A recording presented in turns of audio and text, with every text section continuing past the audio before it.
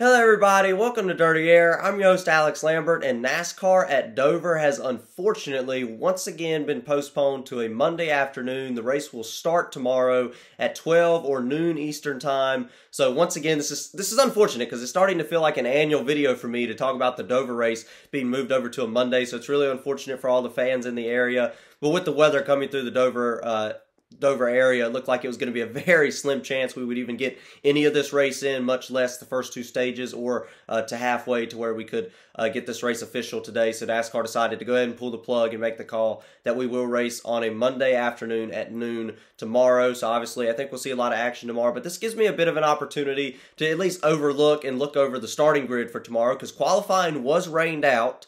So we will take a look at the starting grid, but I want to keep in mind that qualifying was rained out yesterday afternoon. So Kyle Busch is starting on pole, but here's the thing that's a bit concerning for Kyle Busch. Kyle Busch was 29th fastest in practice, not showing a whole lot of speed. In his interview, he said he thinks it's just the short run speed was really rough, and then he thinks that the long run speed, the more laps that he gets on in the race car, that time will improve and he'll start running better. So we'll have to keep an eye out for that tomorrow in Dover as well. Christopher Bell, I want to keep an eye on him starting in second because all those Joe Gibbs Racing Toyotas, I guess I want to take a look at Christopher Bell because he's just so consistent and probably the best Joe Gibbs Racing driver right now. But last year, all the Joe Gibbs Toyotas were really fast at this particular racetrack in this particular race car. So definitely want to watch what I would consider right now your most consistent Joe Gibbs Racing driver, Christopher Bell. I want to watch him tomorrow. Definitely going to be a threat for the win at Dover. I want to take a look at Brad Keselowski because once again, he's on a very long winless streak right now, and I continue to bring him up. I brought him up last week going into Talladega where he finished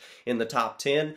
Brad Keselowski was the fastest in practice yesterday, so I obviously want to watch the number 6 Ford there, and his teammate, Chris Buescher, will start right behind him as well.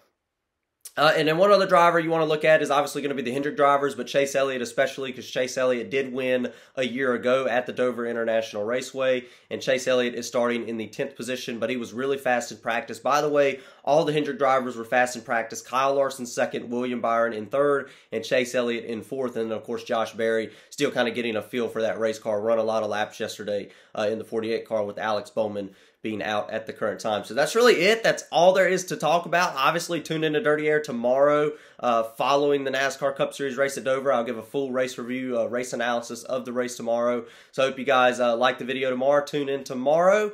And that's it. That's all there's to talk about. And unfortunately, about Dover being postponed once again, let's get rowdy.